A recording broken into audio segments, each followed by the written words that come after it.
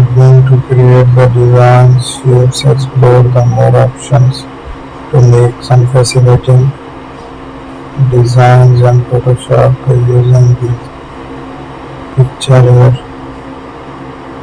I will apply the designs here, try to make an attraction.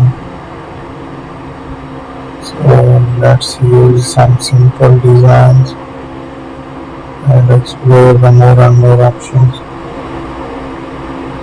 So here is a paint. I will use an eraser tool.